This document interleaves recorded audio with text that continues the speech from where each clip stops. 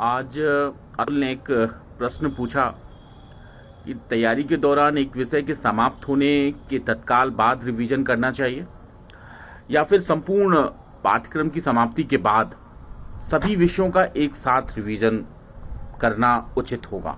निश्चित तौर पे ये बहुत ही प्रासंगिक प्रश्न है। जब हम लोग तैयारी कर रहे थे उस समय भी यह प्रश्न कई बार हमारे मानस में आया और कई बार अपने सीनियर्स और अपने गुरुजनों से हमने इस विषय को डिस्कस किया। डिस्कशन के बाद और अपने स्वयं के बोध से जो चीज़ें हमने समझी, जानी और उस तैयारी के दौरान की, उसको हम आपसे शेयर करना चाहेंगे। एक चीज़ बहुत ही स्पष्ट है कि जो भी विषय आप पढ़िए, पढ़ते समय, अध्ययन करते समय आप लिखते भी रहिए। कई बार अध्ययन के दौरान उस विषय से रिलेटेड प्रासंगिक चीज समझ में आती है, उसी समय आती है, वो तात्कालिक होती है और आप बाद में कई बार भूल जाते हैं। इसलिए अगर आपके हाथ में पेन और पेंसिल है, देन एंड देयर आप उसको लिपिबद्ध कर लीजिए। एक टॉपिक को आप बार बार पढ़ेंगे तो निश्चित तौर पे एक समय के बाद आपको उस टॉपिक के सार तत्व, जो एसेंस हैं, मर्म हैं, वो समझ में आने लगेंगे। जब वो सार तत्व आपको समझ में आने लगे, तत्काल आप उसे लिपिबद्ध करना शुरू करें। बिंदुवार नोट्स आपको बनाने हैं। हर टॉपिक से आपको कम से कम 10-15 बिंदु पता होने चाहिए और उन बिंदुओं को 100 से 200 शब्दों में लिखने की आपके अंदर क्षमता होनी चाहिए। उस टॉपिक को पढ़ा आपने, उसकी आपने बिंदुवार नोट्स बना लिया और फ्रेमिंग कर ली। एक और चीज महत्वपूर्ण यह है कि आपको जो भी आप लिख रहे हैं उसे अपने शब्दों में लिखना है। 22, 23, 24 साल की उम्र में आपने अपनी एक लेखन शैली और बात करने की शैली डेवलप कर ली है।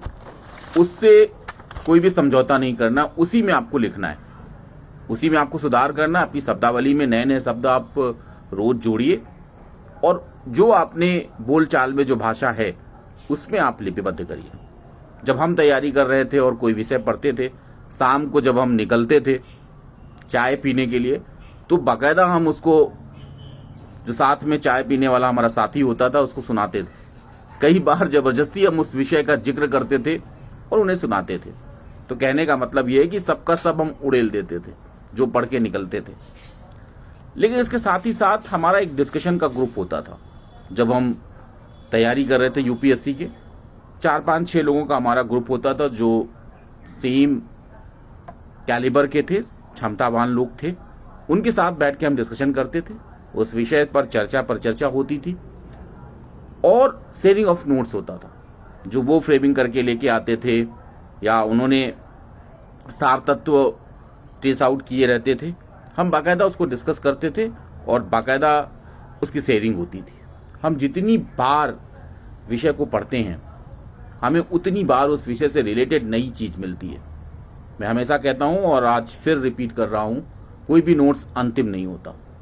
आपने नोट्स एक बार बनाया, दूसरी बार आपने उस विषय से रिलेटेड कोई और सामग्री पढ़ी, तो निश्चित तौर पे आपको नया सार तत्व मिलेगा, नई चीज विषय से मिलेगी। आप उससे तत्काल जोड़ दीजिए अपने एग्जिस्टिंग नोट्स से। मैं हमेशा कहता हूं वैल्यू एडिशन हमेशा नोट्स में होना चाहिए। तो कहने का मतलब ये है कि जो भी विषय आप पढ़िए, आप उसको डिस्कशन में लाइए। लगातार आप उसका रिवीजन करते रहिए। डिस्कशन नहीं हो रहा है, आप खाली बैठे हैं, चाय पी रहे हैं, कहीं जा रहे हैं, आप उस विषय पर चिंतन मनन करते रहिए। आप उस चिंतन मनन करते रहेंगे, चाय की दुकानों पर डिस्कशन करते रहेंगे, तो अपनी शब्दों में आप उस विषय को अभिव्यक्त करने की स्थिति में रहेंगे। अगर संक्षेप में कहें तो किसी टॉपिक को अगर आप पढ़ रहे हैं, पढ़ते समय आपका फोकस होना चाहिए उसके सार तत्व को चिन्हित करने का, उसे पॉइंट वाइज लिखने का, फ्रेमिंग ऑफ टॉपिक। फिर आप उसने विषय को जो आपने पढ़ा उसको फ्रेम करिए, अपने शब्दों में, इन ओन वर्ड्स उसको अभिव्यक्त करिए। फिर उसके बाद आपका डिस्कशन हो ग्रुप में, शेयरिंग ऑफ नोट्स हो, मॉडिफाइंग ऑफ नोट्स। आपको टॉपिक से रिलेटेड कोई और सामग्री मिली, पाठ्य सामग्री मिली, आपने तत्काल वैल्यू एडिशन किया, मॉडिफाइंग ऑफ योर नोट्स। तो मैं बार बार कहता हूँ, no notes is last or perfect. इसके बाद अगला जो टॉपिक है, ऐसा नहीं वो पहला टॉपिक से बिल्कुल इतर होगा, उसमें आपस में कनेक्शन होता है, interconnected topic of your syllabus. पहला अध्याय और दूसरा अध्याय में कनेक्शन होता है, उस कनेक्शन को भी ट्रेस आउट करना आपकी जिम्मेदारी होती है। आपका निश्चित तौर पे अप्रोच होना चाहिए कि आप ट्रेस आउट करें उस चेन को। और अगर आपने हर टॉपिक को एक दूसरे से जोड़ लिया, उसके कनेक्शन को ट्रेस आउट कर लिया, तो फिर आपकी जो सॉफ्टवेयर है वो कभी आपको धोखा नहीं देगा। वो आपके सॉफ्टवेयर में, दिमाग के सॉफ्टवेयर में घुस जाएगा और आप एक कड़ी दर कड़ी आप पूरे सिलेबस को एक दूसरे से जोड़ देंगे। जिस दिन ये क्षमता आपके अंदर आ जाए तो आप समझिए आपने सिलेबस को समग्र तौर पे तैयार कर लिया है। कहीं से भी प्रश्न यूपीएससी में आएगा, आप उत्तर देने की स्थिति में रहेंगे। आप इस स्थिति में रहेंगे कि आप सम्यक उत्तर दे पाएंगे। तो मेरे साथियों, फ्रेमिंग करिए, पॉइंट वाइज नोट्स बनाइए, डिस्कशन करिए टॉपिक का, खाली रहने पर उस पर चिंतन मनन करिए, अपने शब्दों में लिखने का प्रयास करिए।